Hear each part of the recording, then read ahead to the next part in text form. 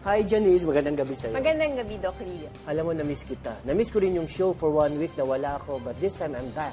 Napakaganda ng topic natin for today. Yes, welcome po ulit, Doc. Maraming salamat sa'yo. Bones and joints ang pag-uusapan natin, Janice. Bagay na bagay sa'yo, atleta ka. Opo, makaka-relate po ako dyan kasi nga, syempre, mas prone kami sa mga injuries. Correct. Bones and joints. And of course, mahalaga din po natin pag-usapan natin ngayong gabi yung tungkol sa mental health para naman maging kapaki-pakinabang tayo sa lipunan. Huwag kayong aalis dahil ang mga katanungan nyo, sasagutin namin yan maya-maya lang. Ako po si Dr. Rio Magpantay. At ako naman po, si Janice Lagman, ang iyong athlete nurse. Tara na! Simulan na! Kumonsulta na! Dahil dito, laging the doctor is in.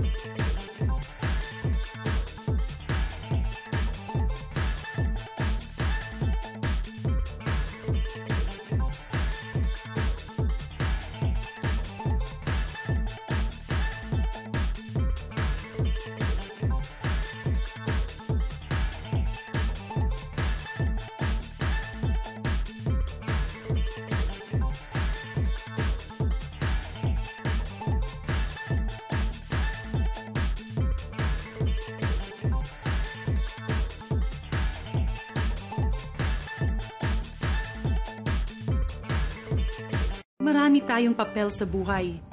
Kaibigan, asawa, breadwinner, OFW. Ngayon, may panibago tayong papel. Ang labanan ang mga epidemya mula sa ibang bansa. Kaya i-fill up ng wasto ang papel na ito at alamin ang mga sintomas. Kaya nating panatilihing ligtas ang ating bansa kung lahat tayo gagampanan ang ating papel.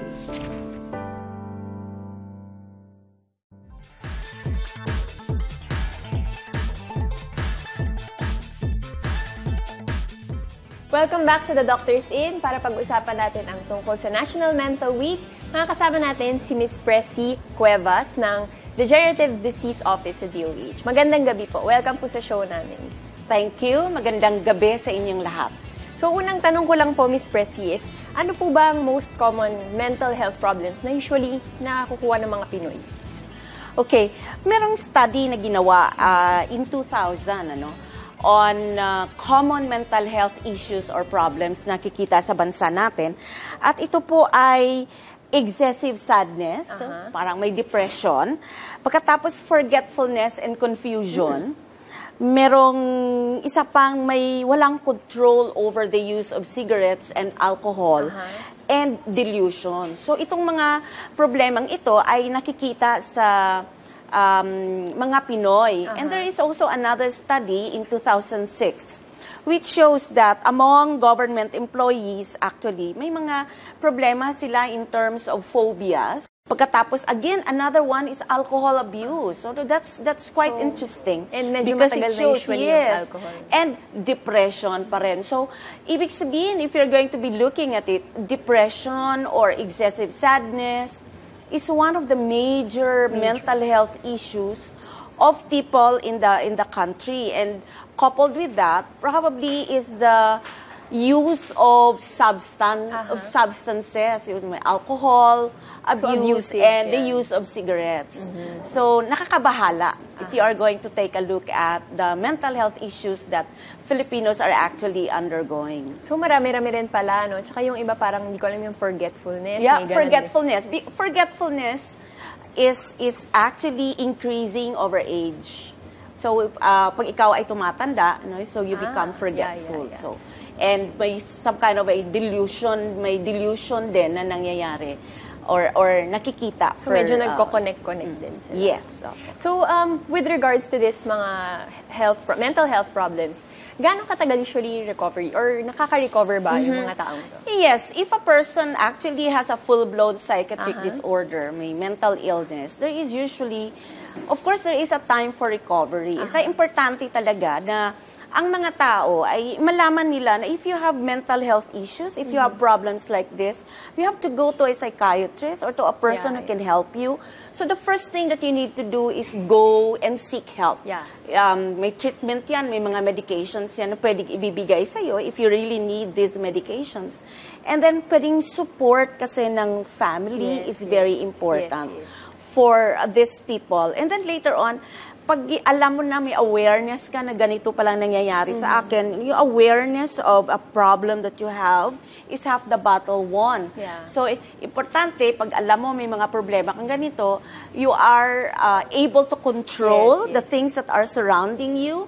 And when you are able to control, ma-minimize mo yung nangyayari sa'yo, then later on, kayang-kaya mo na siyang paglabanan, kumbaga, yung mga pangyayaring ito sa buhay. And mas maganda po ba? Mas early? Mas okay? Yes, mas early, mas okay. Yung recovery.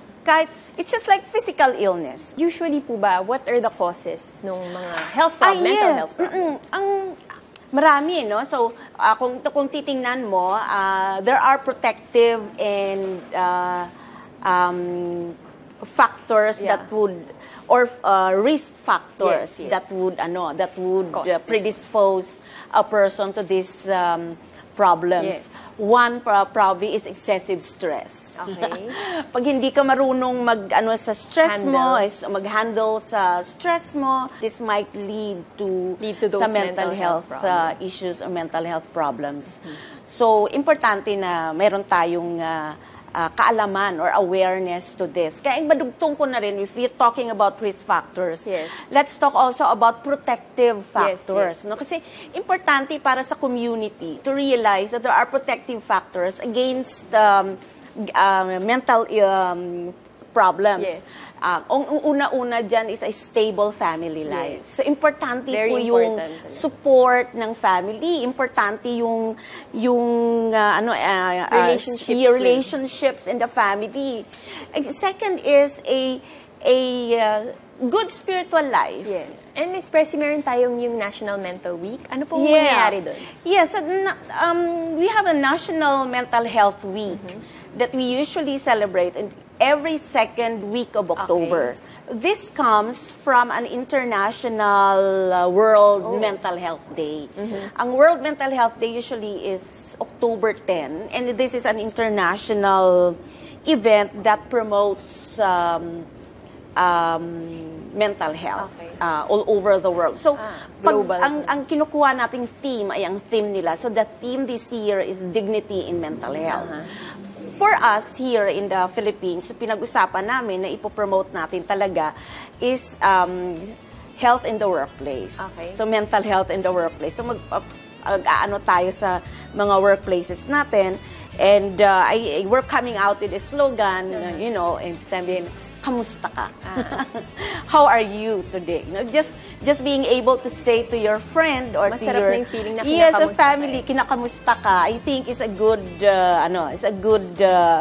way of saying that I'm interested in your welfare. So, kamusta ka? Maraming salamat, Ms. Presi Cuevas, sa inyong mga kapuluhang impormasyon na ibigay sa amin. Para ngayong linggong ito, samahan niyo kami sa Surigao City para silipin ang Caraga Regional Hospital. Tukuyin ang kanilang equipments at programs at alamin kung bakit maring sabihin na ganyan dapat ang ospital. Nagbalik ang The Doctor is In sa Western Mindanao upang muling tuntunin ang mga magagandang ospital sa rehiyon. Sa kabanatang ito, kilalanin natin ang Caraga Regional Hospital. In 1941, before the World War II outbreak, the Congress of the Philippines allotted 120,000 pesos for the construction of a hospital in the province of Surigao. But it was not constructed immediately because of the war. And in October 6, 1946, the Surigao Provincial Hospital was established. And it was in 1948 when the new building was constructed. And it was completed in 1949. And by January 29, 1950, it was inaugurated.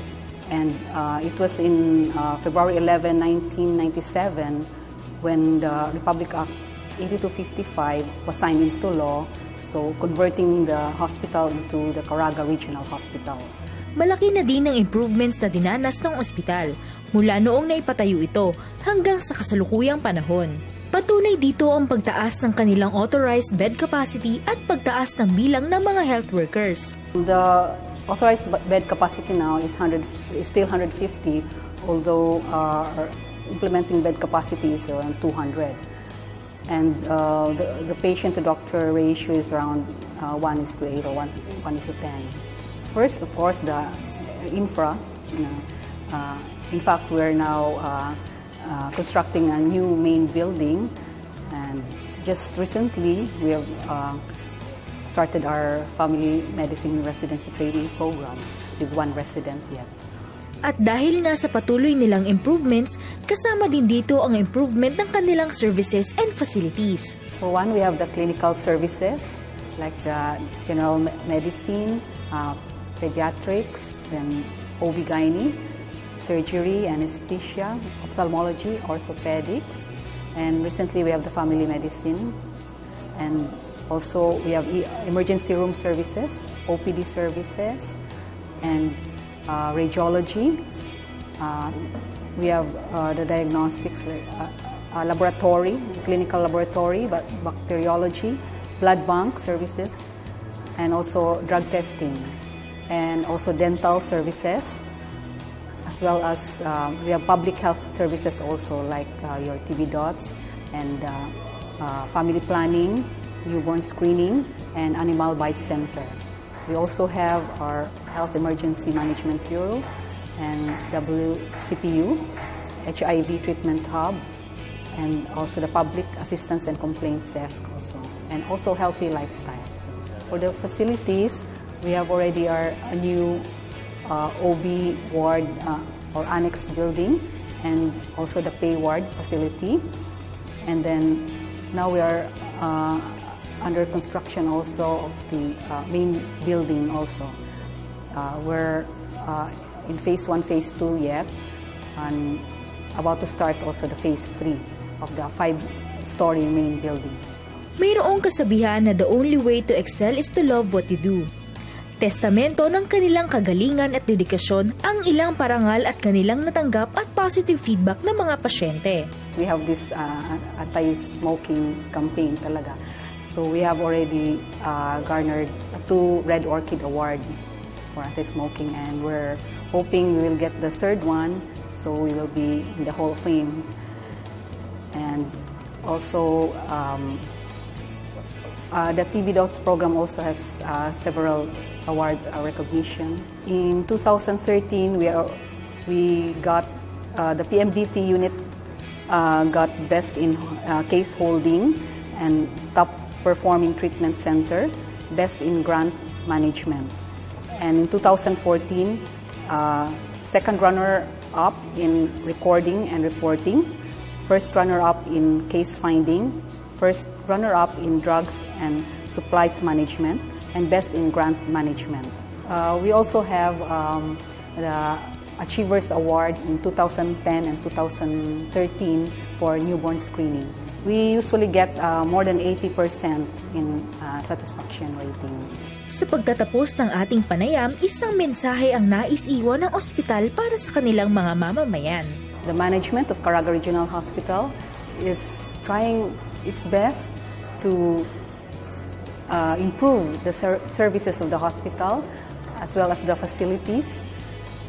And we have a lot of services being offered, and I hope the community will patronize the hospital, and hopefully we will also be receiving more projects for the improvement of the hospital. And I know the DOH is giving a lot of support to us. And I hope you can also visit the hospital and see the difference now from many years ago. Buhay ang serbisyo na alay ng mga ospital. Dito sa Caraga Regional Hospital, hindi magdadalawang isip ang mga staff na tulungan ang sinumang nangangailangan. Kaya naman maaari nating sabihin na ganyan dapat ang ospital.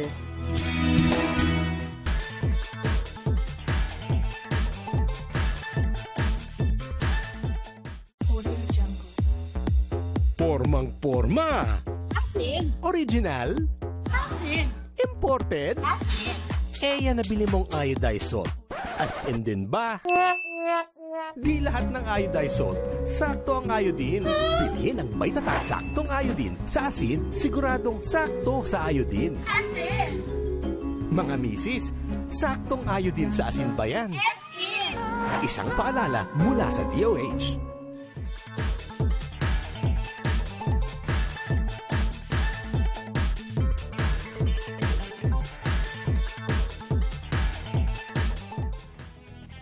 Welcome back po dito sa ating palatuntunan, The Doctor is In.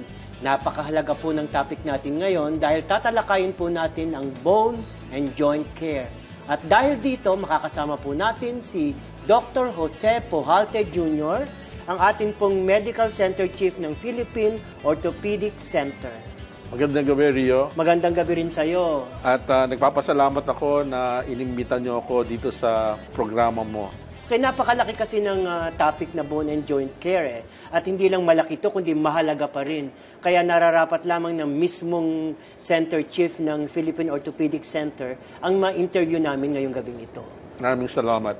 Ang sinasabi ko nga, may mga tatlong area o kondisyon sa orthopedic na may malaking impact sa public health.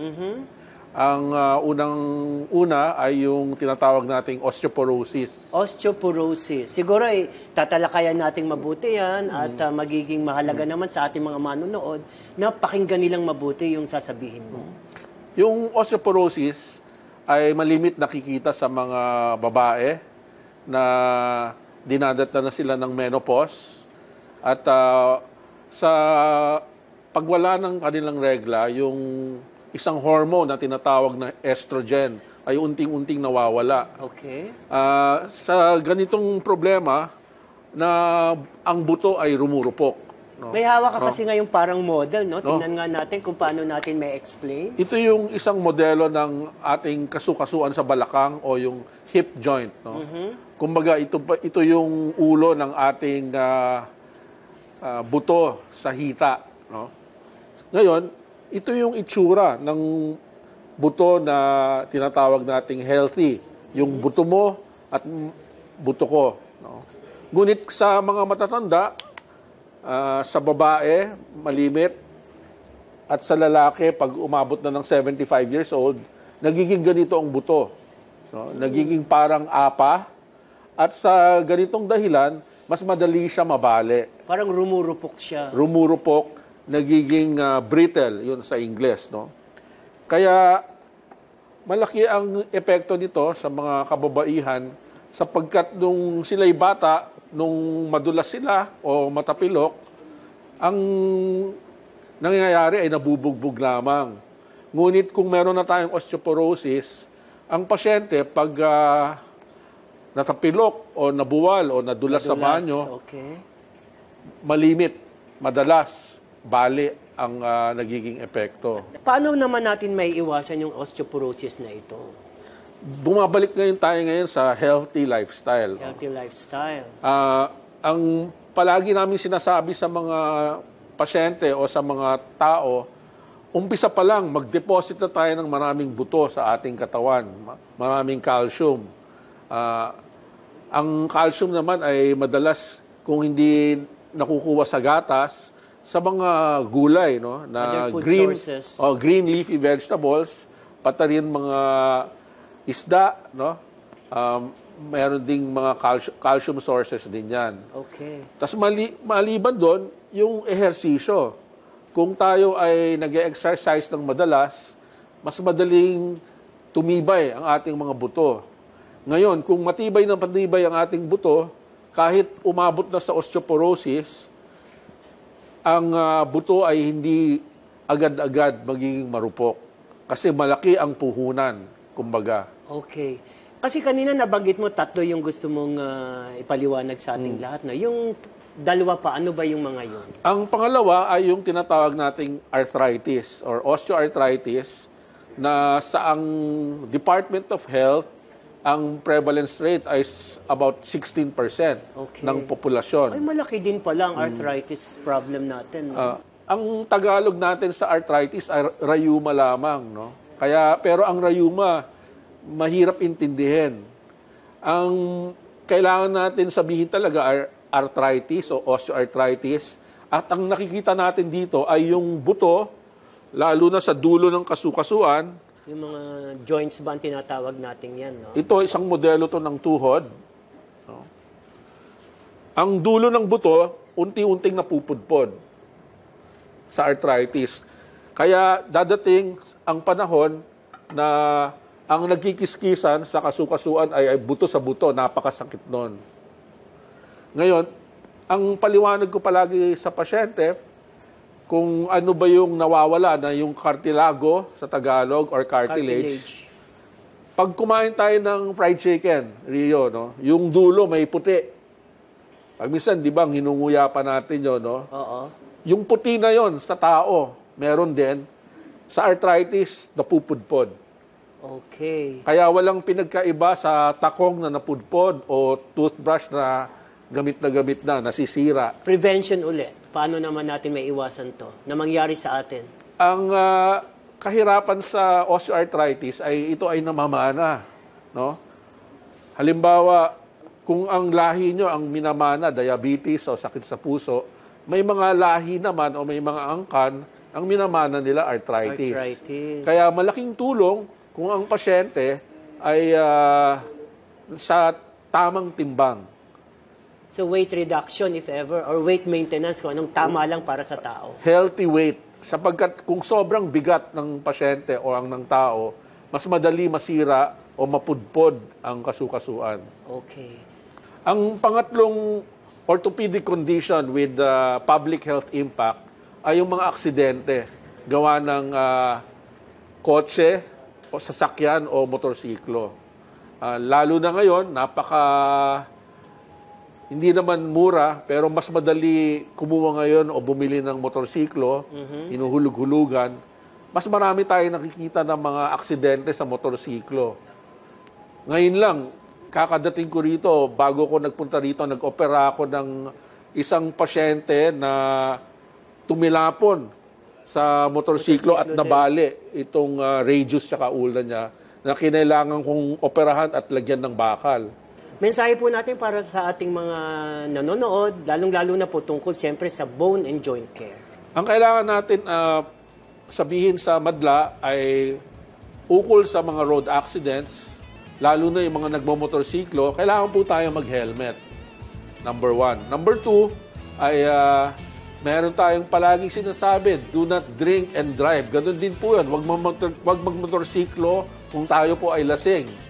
Kasi siguro po 80% ay maaaksidente kayo at malalagay ang katawan nyo sa peligro.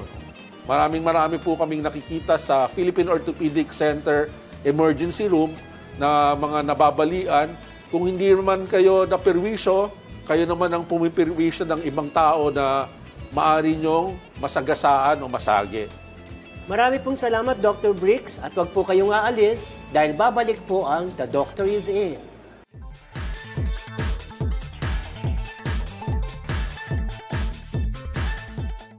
Marami tayong papel sa buhay. Kaibigan, asawa, breadwinner, OFW. Ngayon, may panibago tayong papel. Ang labanan ang mga epidemya mula sa ibang bansa.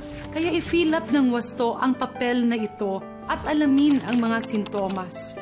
Kaya nating panatilihing ligtas ang ating bansa kung lahat tayo gagampanan ang ating papel.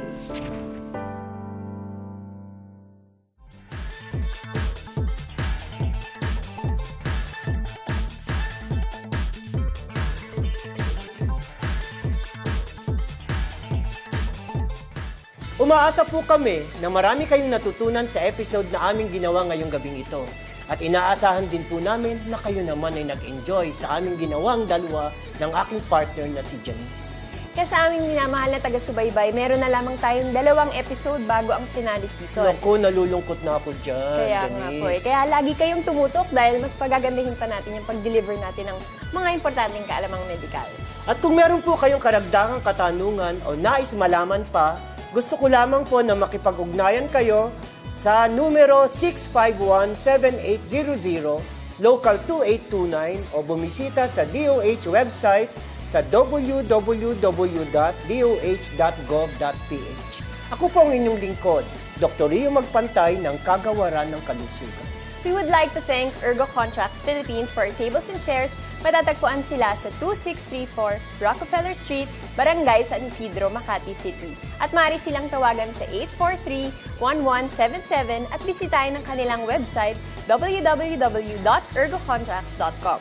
Also, we would like to thank Sweet and Fit Food Supplement Powder at Biopatch Forest Sap Powder. I would like to thank Guest From Accessories and Dr. 6 Foronda for my skincare. Ako ang inyong athlete nurse, Janice Lagman. Abangan po natin ang susunod na episode na ito na laging The Doctor is In!